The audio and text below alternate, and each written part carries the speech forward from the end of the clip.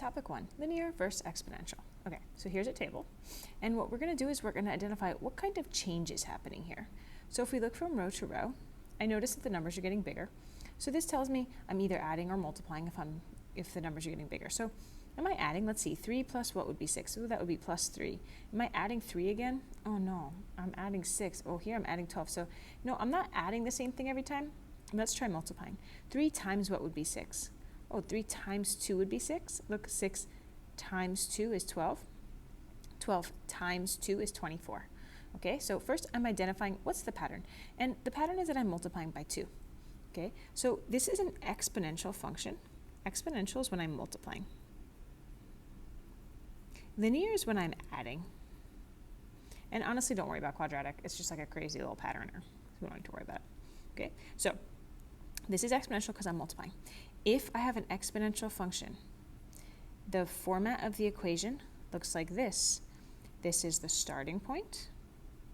Okay, and the starting point is the y-intercept. That's where the x value is 0. Whatever the y value is, that's the starting point when x is 0. And then this is the change. What's happening to my number? Okay, so in this case, I'm looking, here's my x value of 0. So my starting point is 6. So look, y equals 6. And then what's happening to my number? It's being multiplied by 2, right? And then look, I'm going to put the exponent of x. Look why this makes sense. Look, I'm starting with 6. And then when it's x to the first power, I'm multiplying by 2. When it's x to the second power, it's times 2 times 2. Okay, so this is an exponential function that has this equation. Y equals 6 times 2 to the power of x.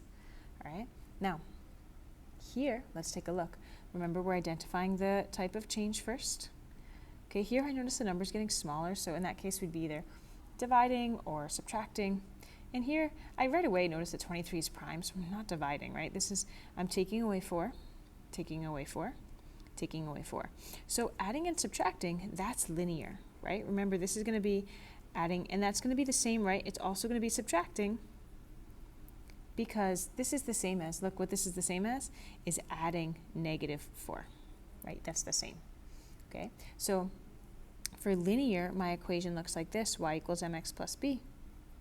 And my starting point is, this time it's the letter b, right? Don't remember the numbers, I mean the letters, because here it's, right, it just doesn't make any sense. Okay, so here is the starting point. And remember, again, same as before, the starting point is whatever the y value is when x is 0. And then here, this is the slope or the change in the line. Okay, so in this case, I'm starting, look, here's the x value of 0. I'm starting at positive 19. And the change is that I'm subtracting 4. So my change is negative 4. So here's my equation, y equals negative 4x plus 13.